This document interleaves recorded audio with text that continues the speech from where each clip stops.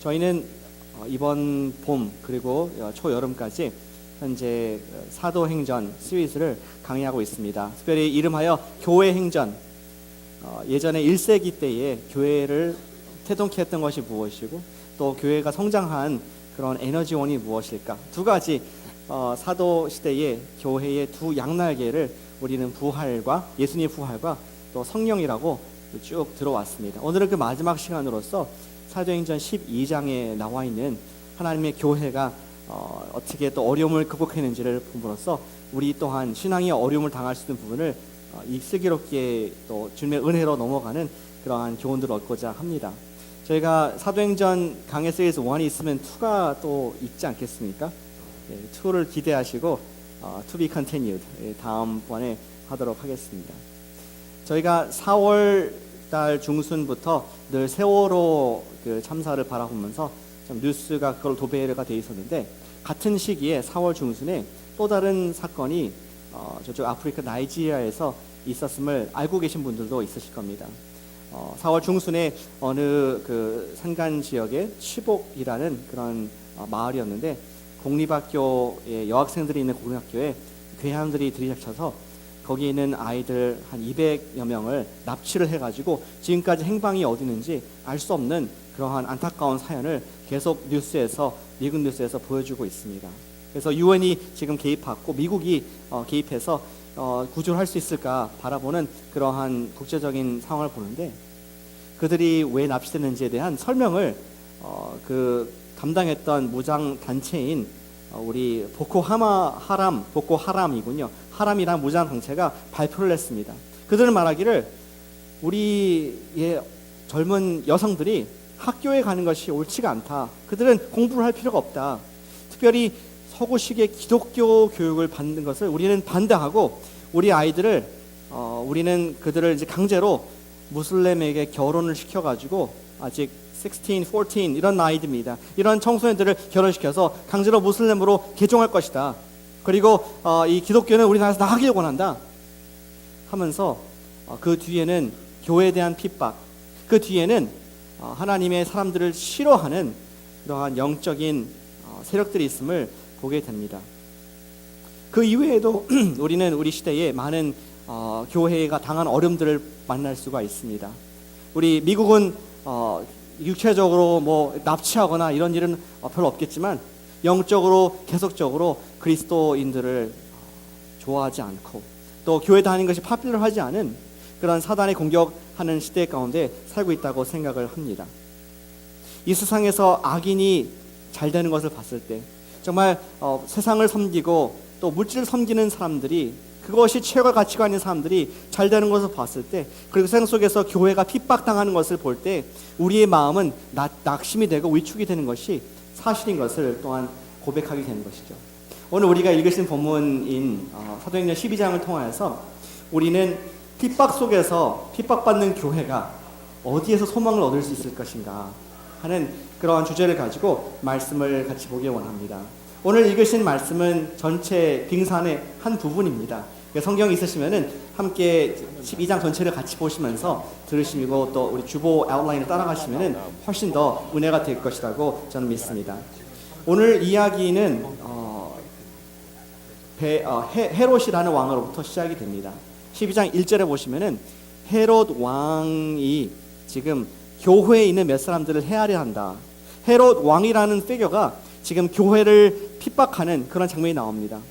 King Herod was persecuting the church of God. 여기는 헤롯 왕은 예수님께서 베들레헴에서 태어났을 때 그를 어렵게 했던 그때 마구간에 태어났던 아기를 핍박했던 그런 헤롯 왕이 아니고요. 그 헤롯 대왕이라 그러는데 그 헤롯 대왕의 아들 그리고 손자 때 얘기입니다. 지금 헤롯 아그리빠라는 그런 왕이 이 지역을 유대 지역을 통치하고 있었고 유대 및 팔레스타인 이쪽 서부 해안 쪽에 통치하고 있었는데 그때 있었던 일을 성경이 우리에게 기록을 하고 있습니다.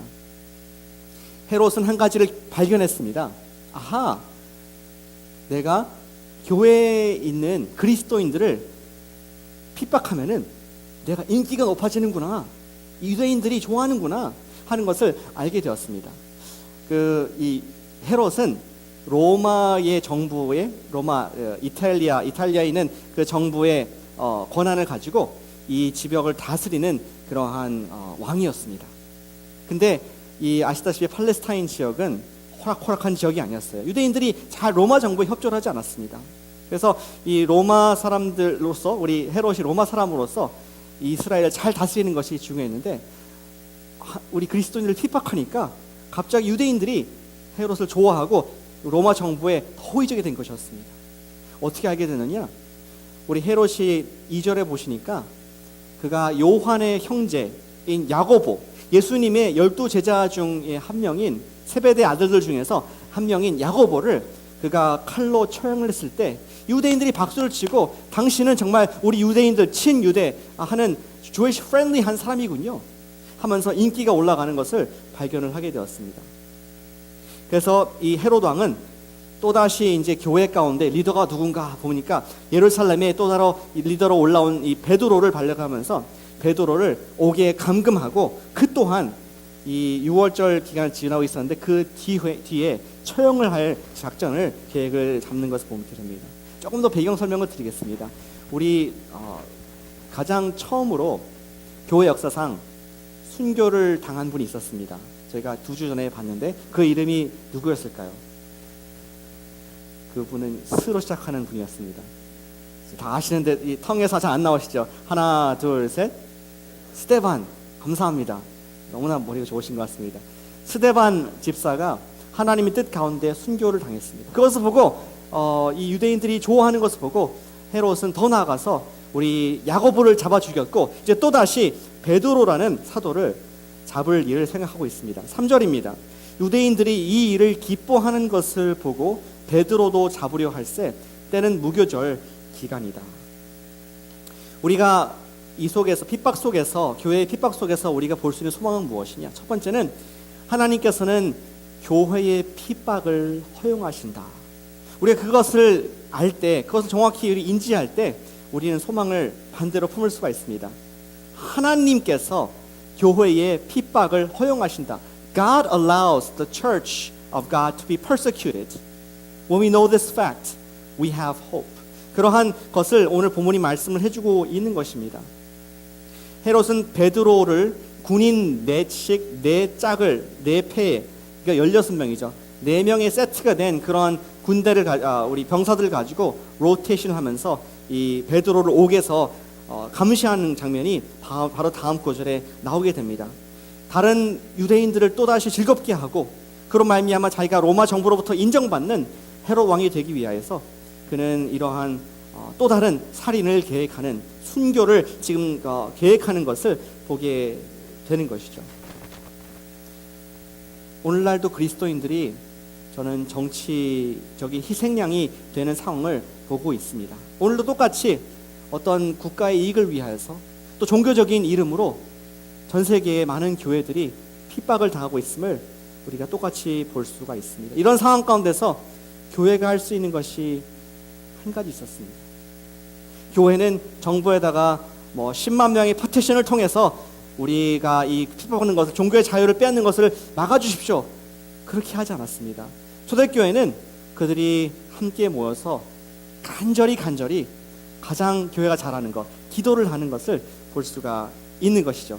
5절입니다. 베드로는 옥에 갇혔고 교회는 그를 위하여 간절히 하나님께 기도하더라. 세상은 하나님의 허락 하에 교회를 핍박하고, 핍박받는 교회는 거기에 대한 반응으로 하나님께 간절히 기도하는 모습을 보게 되는 것이죠.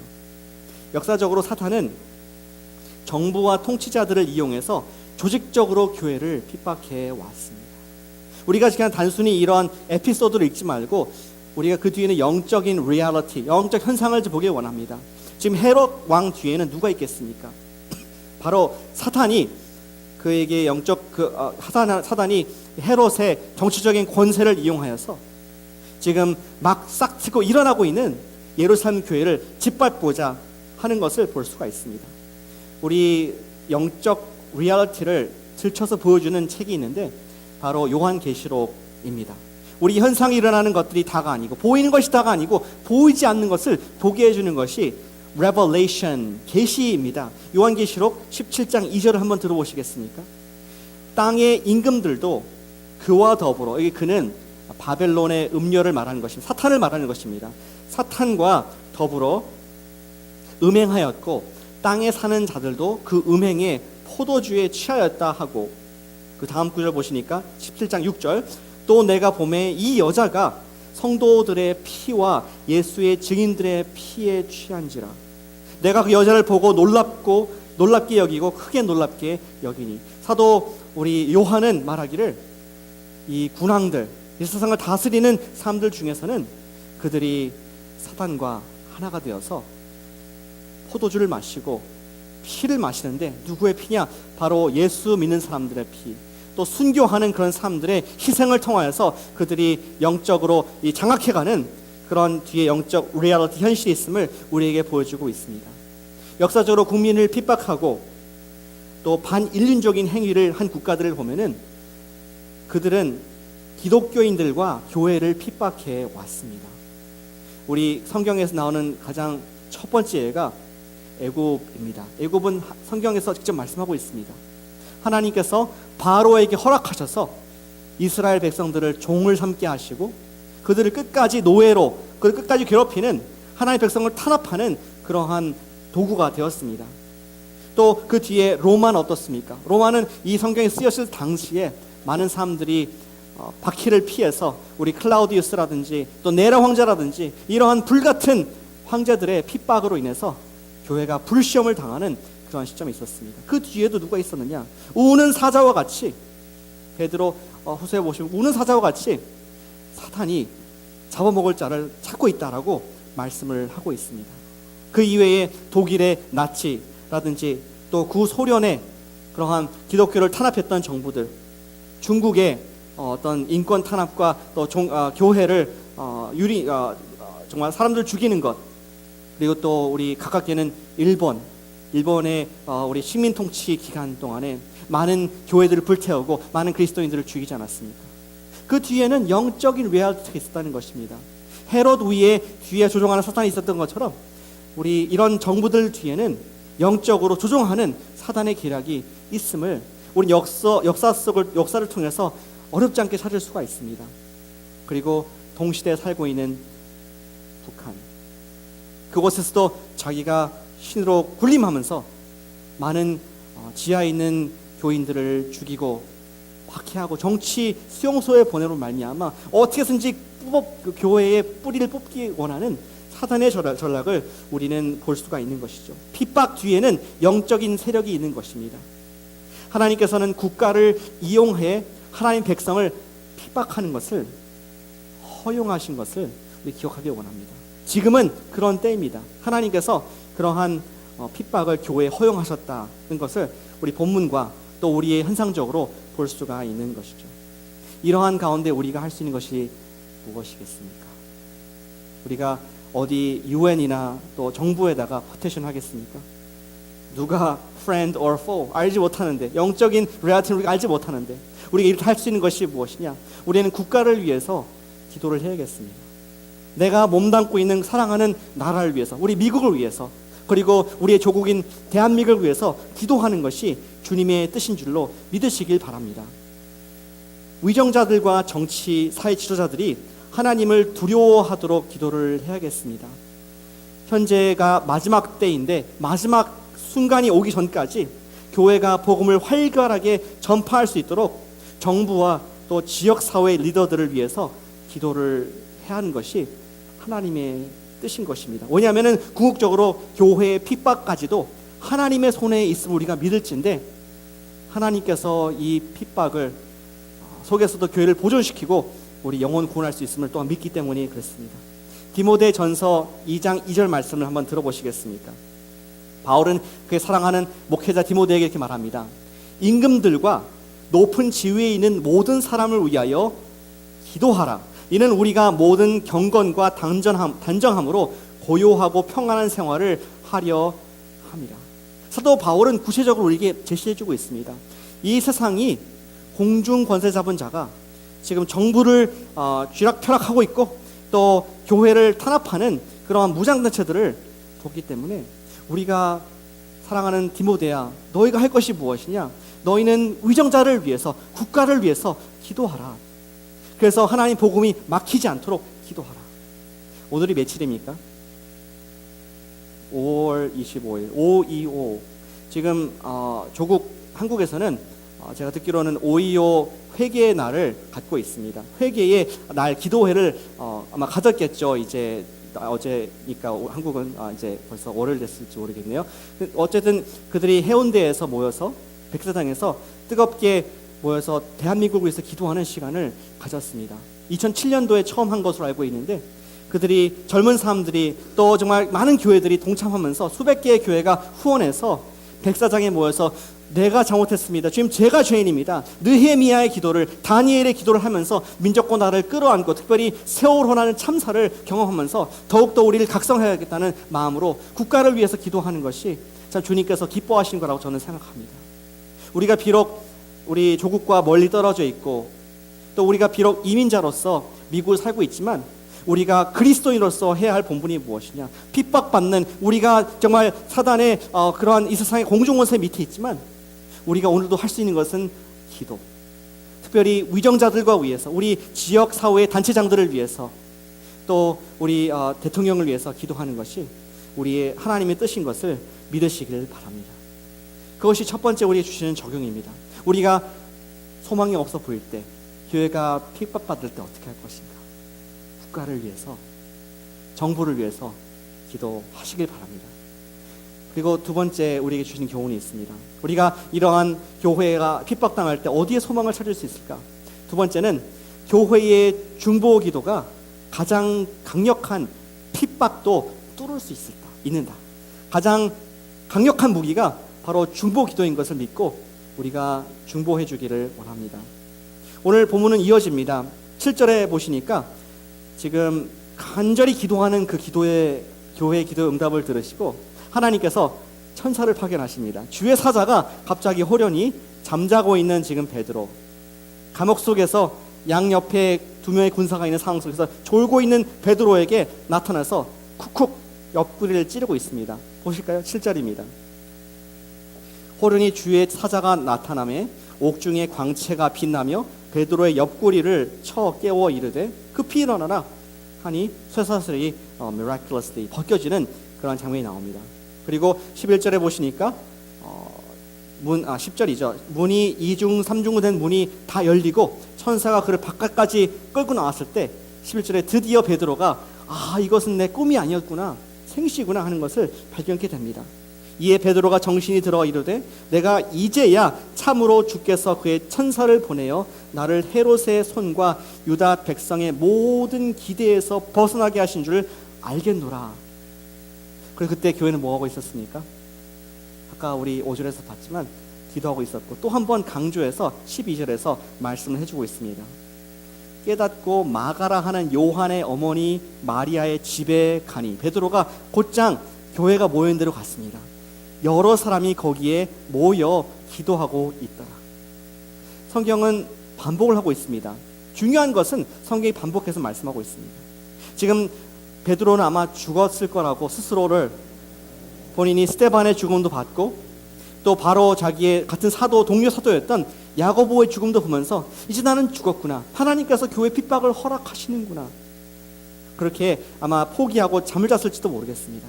그러나 그때 교회는 베드로를 위해서 간절히 기도했고, 특별히 여러 사람이 모여서 중보로서 기도했을 때에 베드로에게 있을 수 없는 그런 놀라운 기적을 주님께서는 보여주고 계신 것입니다. 오늘 스토리는 계속됩니다. 우리 베드로는 이제 그 문을 두드렸을 때 그 조그만 아이가 나왔죠. 여종이 나왔는데 그는 베드로의 음성을 들었지만 깜짝 놀랐습니다. 그래서 집에 다시 돌아가가지고 베드로가 왔다, 사람들이 안 믿는 거예요. 사람들이 얘기하기를 그건 베드로의 천사일 거다, 죽었을 것이다, 이상한 얘기 하지 말라. 근데 계속 두드리니까 나중에 베드로인 것을 확인하고 깜짝 놀랍니다. 16절에 베드로가 문 두드리기를 그치지 아니하니 그들이 문을 열어 베드로를 보고 놀랐다. 그리고 그 이후에 베드로가 모든 일을 설명하고 이제 또 복음을 전하러 떠나는 베드로의 모습을 보게 됩니다. 그러나 오늘 19절의 이 두 번째 에피소드의 두 번째 씬 장면에 결말이 이렇게 되어 있습니다. 헤롯에 대해서 나오고 있습니다. 헤롯이 베드로를 보지도 못하며 파수꾼들을 신문하고 죽이라 명하니라. 헤롯이 유대를 떠나 가이사랴로 내려가서 머무르리라. 지금 헤롯은 무자비한 사람이었습니다. 그는 사단의 영향권에 있으면서 자기가 결정하는 것처럼 보이지만 사실은 사단의 영향 밑에서 지금 교회를 핍박하고 뿐만 아니라 안하무인, 지금 사람들을 마음대로 처형하는 그러한 모습을 보게 되는 것이죠. 우리가 할 수 있는 적용이 무엇이겠습니까? 우리가 첫 번째로는 국가를 위해서 기도하자는 것이었습니다. 교회의 핍박을 지금 하나님께서 허용하셨기 때문에 우리가 위정자를 위해서 기도하자. 두 번째 적용은 우리가 서로를 위해서 중보하자는 것입니다. 서로를 위해서 중보하자. 우리에게는 그거 아십니까? 이러한 핍박과 사단의 화전이라 할지라도 대적할 수 있는 능력이 여러분들에게 있으십니다. 교회에게 있으십니다. 그러한 네이처가, 그러한 특징이 우리 하나님의 교회 예수 그리스도의 몸에 있다는 것을 성경이 말씀을 하고 있습니다. 에베소 6장에 보시면은 우리에게 명령을 하고 있습니다. 너희가 하나님의 something을 입으라. 하나님의 양말을 신으라. 그런 것입니까? 하나님의 armor of God, full body armor of God, 전신 갑주를 입으라고 그렇게 표현을 하고 있습니다. 그 당시엔 로마 시대였기 때문에 전신 갑주라 표현했지만 오늘날 따지면은 전투복을 입어라, 뭐 헬멧을 쓰라, 기관총을 가져라, 뭐 이렇게 표현할 수가 있겠습니다. 잠시 제가 에베소서 6장을 같이 좀 보기 원합니다. 6장의 11절에 보시니까 지금 이 사탄, 마귀의 공격을 우리가 이길 수 있는 것에 대해서 말씀하고 있는데 6장 11절에 마귀의 간계를 능히 대적하기 위하여 하나님의 전신 갑주를 full body armor of God 입으라고 말씀하고 있습니다. 그리고 12절에 말씀하시기를 영적인 리얼리티를 다시 말씀해주고 있습니다. 우리의 씨름은, 우리가 싸우는 것은 칼과 총과 지금 뭐 화형당하고 핍박당하고 납치당하는 것이 우리가 싸우는 대상이 사실은 아니다. 정부가 우리의 적이 아니다. 우리의 씨름은 혈육을 상대하는 것이 아니요 통치자들과 권세자들과 이 어두움의 세상 주관자들과 하늘에 있는 악한 영들을 상대하는 것이다 하면서 우리 그 악의 뿌리가 어디 있는지, 교회를 탄압하고 핍박하고 우리를 그리스도 이름을 욕되게 하는 사람들의 그 뿌리가 어디 있는지, 우리가 싸우는 것은 사람이 아니다. 우리가 싸우는 것은 보이지 않는 영적인 세계, 사단의 마귀의 괴계를 싸우는 것이다 라고 말씀하면서 구체적으로 우리 교회에게 어떠한 웨펀들을 주셨는지, 어떠한 아머를 주시는지 설명하고 있습니다. 잘 보이십니까? 그림이 보이시면은 이렇게 적혀 있습니다. 진리의 허리띠를 띠라. 진리의 허리띠. 이 허리띠가 중요합니까? 예, 남자분들은 되게 중요하죠. 바지가 창피해서. 그 당시인데 지금 바지지만 그 당시에는 투닉을 입고 긴 로브 같은 거 입고 하는데 이게 뛰어다니면은 너플너플 거려요, 그렇죠? 그래서 밑에가 보입니다. 허리띠 하는 것이 중요합니다. 상상하는 분 계신데 상상하지 마시고 이게 중요합니다. 허리가 딱 안정이 돼야지 우리가 전투를 할 수가 있습니다. 그리고 또 의의 호심경은 이 브레스트플레이트, 이것이 자랑스러운 부분 아닙니까? 정말 내가 떳떳하게 내가 맞설 수 있는, 정말 내 프라이드를 담을 수 있는 그러한 이 브레스트플레이트인데 그것이 무엇이라고요? 의의 호심경.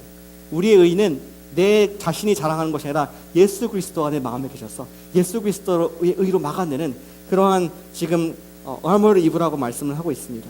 그리고 또 15절에 보시니까 평안의 복음이 준비한 것으로 신발을 신으라. 이사에서 보시면은 복음을 전하는 자들의 좋은 소식을 전하는 자의 발이 아름다웠다고 얘기했는데 복음의 신발을 신고 전진하라, 진격하라라고 말씀을 하고 있습니다.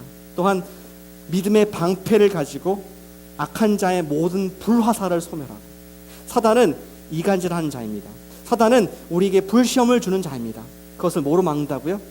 믿음의 방패로, 하나님께서 살아계시고 하나님 말씀이 능히 막으실 것이라는 그런 믿음과 담대함으로 막으라라고 우리에게 그런 믿음이라는 방패를 코너스톤 교회에게, 여러분들에게 주신 것입니다. 그리고 또 17절에 보시니까 구원의 투구와 성령의 검, 곧 하나님의 말씀을 가지라.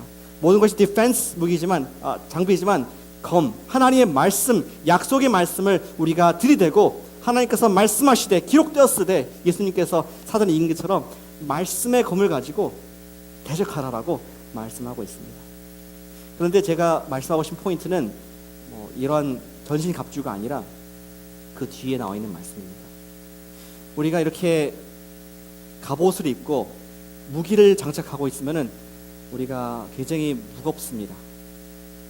그리고 내가 아무리 최신의 어떤 무기가 있다 할지라도 그것을 들 수 있는 힘이 없다면은 그건 무용지물일 수밖에 없음을 보게 됩니다. 어제 제가 car incidence가 있었는데 저는 삶에서 많은 예화를 찾습니다. 지혜를 얻습니다.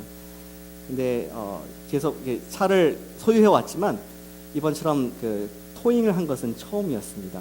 어느 가게에 가서 제 아내가 장을 보고 나와서 시동을 켰는데 안 켜지는 거예요. 여러분들 좀 더 이해를 돕기 위해서 우리 차가 굉장히 좋은 차입니다. 100 몇십 마력이고요. 그 다음에 3.5 리터 쓸데없는 정보를 드리는데 어떤 리터의 큰 그 6기통의 그 엔진을 갖고 있는 미니밴입니다.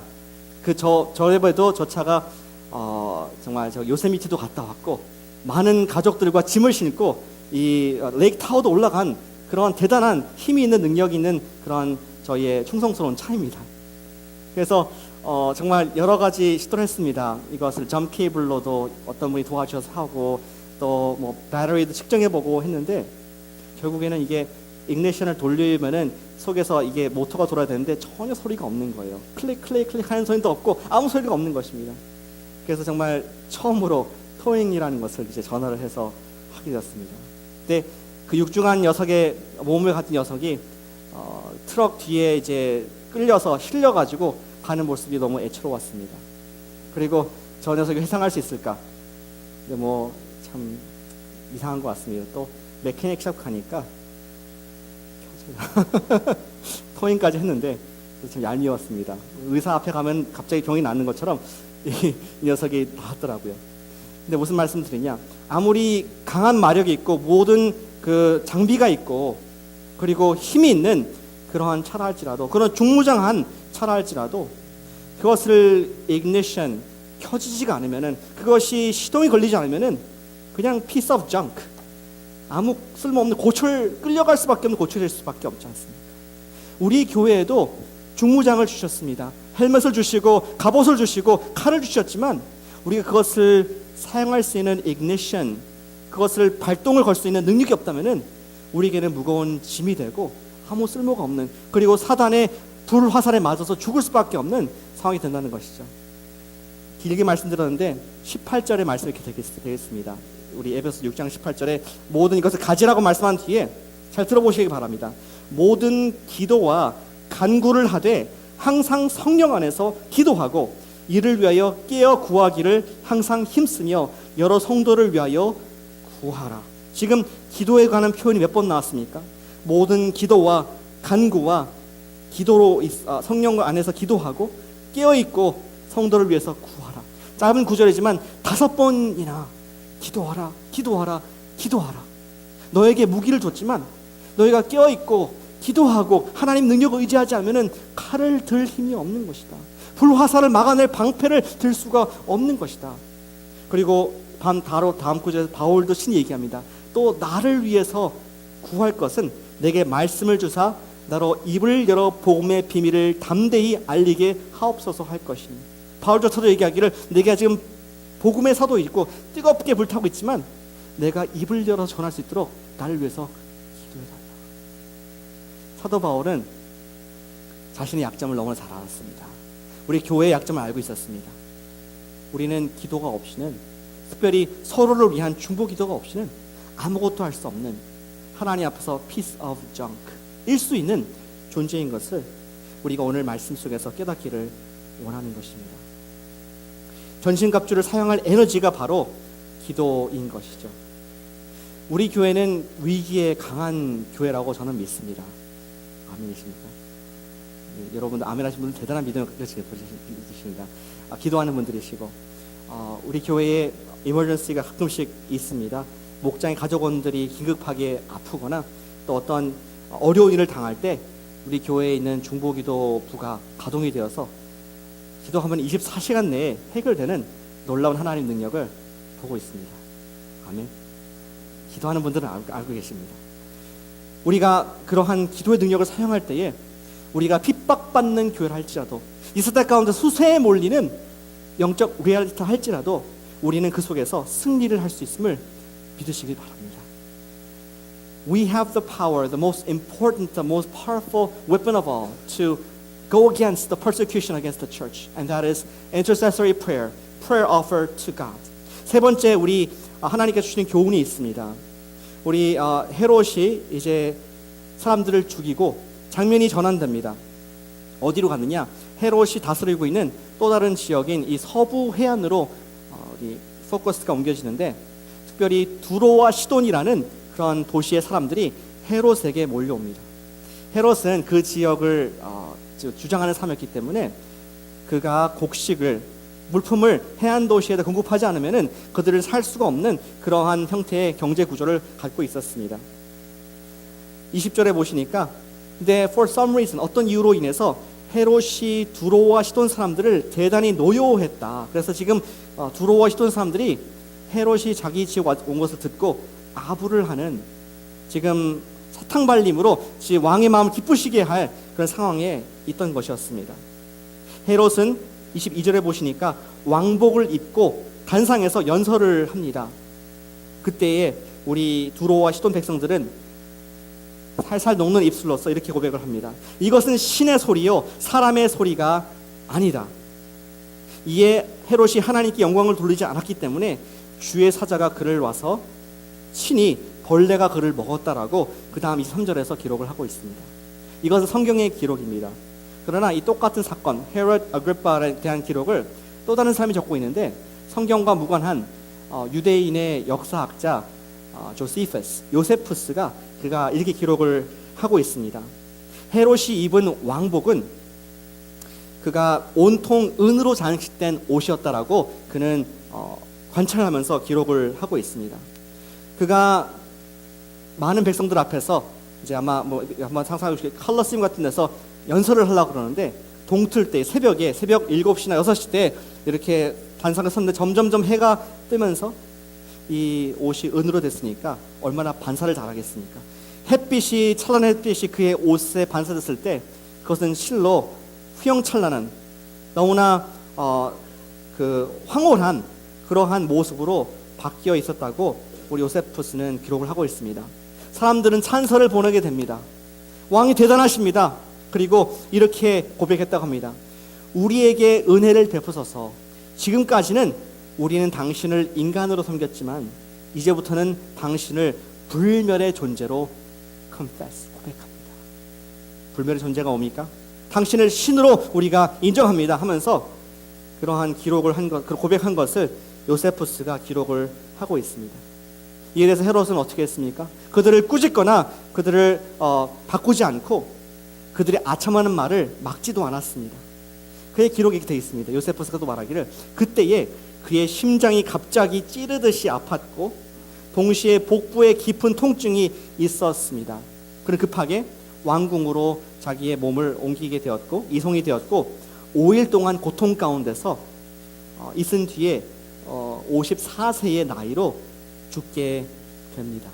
성경의 기록과 요세푸스의 세상 역사학자의 기록은 모양은 다르지만 동일한 내용을 담고 있습니다.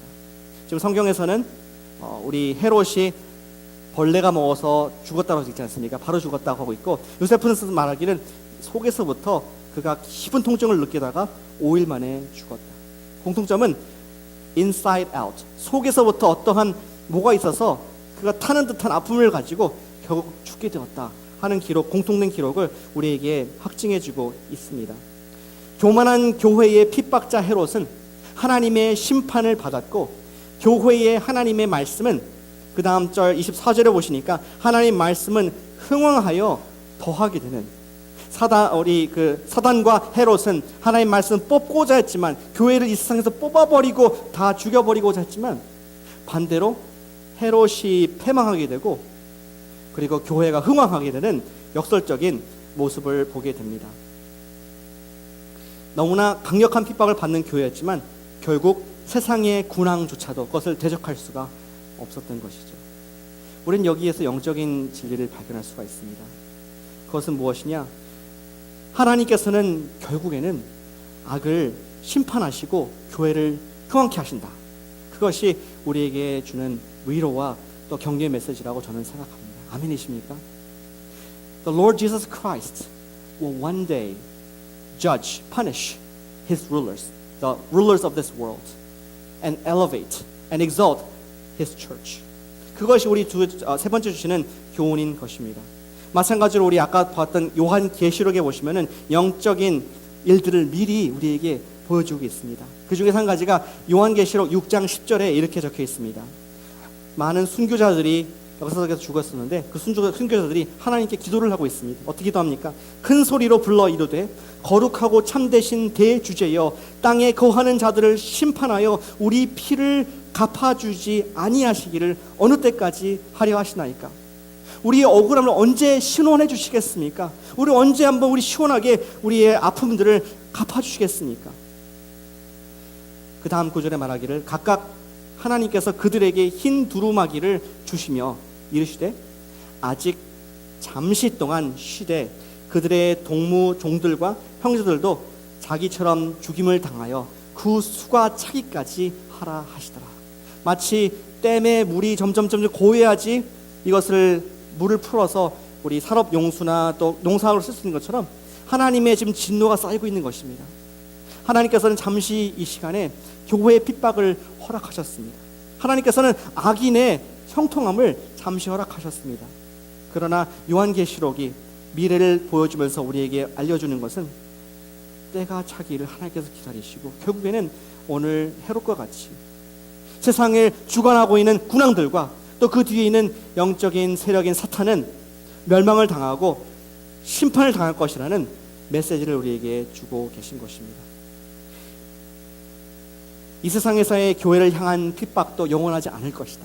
그것을 기억하는 것이 우리에게 소망이 된다고 저는 생각합니다. 하나님께서는 당신께 궁극적인 영광을 돌리지 않는 위정자들을 폐하십니다. 우리 몇 분들이 듣고 계신 다니엘서에도 마찬가지로 거기에 우리 느부갓네살 왕, 바벨론 당시에 가장 무시무시한 왕 느부갓네살 왕, 그리고 그 뒤에 이은 아들 벨사살 왕 또한 하나님을 인정하지 않다가 하나님께서 결국 패망시키시는 결과를 보게 됩니다. 그리고 제가 믿고 확신하기로는 결국 지금은 너무나 기세등등하고 많은 기독교인들을 교회들을 핍박하는 북한 정권이라 할지라도 매년 우리 핍박에 대한 가장 인텐시티가 강한 보고서가 올라오고 있는데 every year 1위를 하는 국가가 북한입니다. 그러한 북한 정권도 계속 하나님보다 특정한 사람을 우상하여 섬긴다면은 오늘 헤롯과 같이 결국에는 망할 수밖에 없는 그러한 영적 현실을 보게 되는 것입니다. 이런 가운데 우리가 마지막으로 드린 도전은 이것입니다. 현재 고난 중에서라도 여러분께 처하신 직장의 상황들, 여러분 처한 문화의 상황 가운데서 있는 내가 당하는 그리스도인이기 때문에 당하는 어려움이라 할지라도 그 속에 이렇게 선포하시길 바랍니다. 하나님이 주인이시다. 하나님이 아직도 잡고 계시다.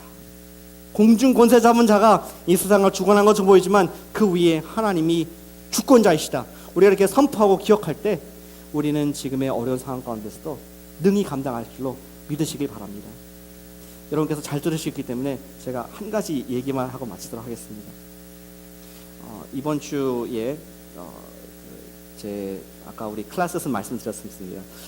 제 딸에게 편지를 쓰는 시간이 있었습니다. 학교에서 편지를 써오라고 일주일 중에 주인공을 하나 택해서 그 학생을 하이라이트하는 그런 시스템을 갖고 있는데 제 두 살이 아니죠. 2학년 된 딸 아이가 이제 혜민이가 하이라이트가 된 것입니다. 스팟라이트를 받았습니다. 그리고 마지막 순서로서 금요일날 부모가 써준 편지를 교실에서 학생들에게 읽어주는 시간이 있습니다. 근데 제가 이제 부모가 쓴 편지를 교실에서 읽을 것을 알기 때문에 제가 의도적으로 사랑의 마음을 다하여서 혜민을 생각하며 썼습니다. 혜민아, 너는 우리 삶의 가장 귀한 보물이야. You're the most precious gift in our lives. 나와 내 아내에게. 그래 너는 노래도 잘하고 한국말도 잘하고 또 똑똑하고, 하지만 가장 중요한 것은 너는 다른 사람들을 불쌍히 여기는 하나님의 마음이 있는 사람이야. 혜민아, 나는 너가 나중에 하나님의 사람으로 아름답게 성장하여서 우리를 너무나 사랑하신 예수님과 똑같은 사람이 되기를 원해. 사랑한다 따라 much love, mommy and daddy. 그리고 그저께군요. 금요일 저녁 때 식사를 하면서 밤에 저녁에 식사하면서 물어봤습니다. 어땠느냐? 그랬더니 불편했다고 얘기를 하더라고요. 왜 불편했느냐? 나는 진심을 다해서 얘기를 한 거다. 그러니까 얘기하기를, 선생님이 편지를 읽다가 예수님이란 얘기를 했을 때 그 중에 한 학생이 자기를 비웃었다는 거예요. 그리고 그걸 들었을 때 마음이 편찮았다. 그래서 선생님이 그 학생을 점심시간 때 너는 리세스 나가서 놀지 못하고 여기 같이 있어 하고 벌을 줬다고 들었는데, 우리 혜민이 마음속에 그리스도인으로 산다는 것이 조롱이 될 수가 있구나 하는 그러한 충격을 받은 첫 번째 일이 아니었을까 생각을 하게 됩니다. 그냥 작은 정말 어린아이 예화지만 우리가 크고 작고의 차이는 있겠지만 우리가 있는 곳에서 예수님을 드러내는 것이 결코 파퓰러하지 않은 시대에 살고 있음을 봅니다. 우리를 핍박하기, 우리 예수 얘기를 하면은 웃음거리가 되고 예수의 사람이라 하면은 왠지 곱지 않은 시선으로 바라보는 시대에 살고 있기 때문에 우린 직장 가운데서 내가 예수 믿는 것이 들킬까 봐 그냥 나는 그냥 직원일 뿐이야, 나는 조용히 당신과 똑같은 그냥 사람이야 하면서 위축된 마음이 조금은 있지 않나, 이 시대를 보면서 또 제 딸을 보면서 생각을 하게 됩니다. 우리는 비록 아까 말한 우리 나이지리아의 그런 핍박, 불시험은 없지만, 또 오늘 순교를 당한 야고보 같은 시험은 없지만, 사단은 끊임없이 우는 사자와 같이 이 사회를 통해서, 문화를 통해서 우리 코너스톤 교회를, 그리고 신앙이신 여러분들을 위축시키고 낙심시키고 하나님 백성 살지 못하도록 하게 하는 것이 목적인 것을 우리 바라볼진데, 우리가 해야 할 것은 기도인 줄로 믿으시길 바랍니다. 기도는 역사하는 힘이 많습니다. 위정자를 위해서 기도하시길 바랍니다. 내 아이를 돌보고 있는 선생님을 위해서 기도하시길 바랍니다. 우리 국가들을 책임지고 있는 대통령과 정부를 위해서 기도하시길 바랍니다. 그리고 무엇보다 옆에 환난을 당하고 있는, 어려움을 당하고 있는, 그리스도인이기 때문에 힘듦을 당하고 있는 우리 지체를 위해서 중보기도 간절히 모여서 기도할 때 우리에게는 불화살을 능히 막을 수 있는 믿음과 또 하나님의 성령이 함께 계심을 믿음으로 받으시길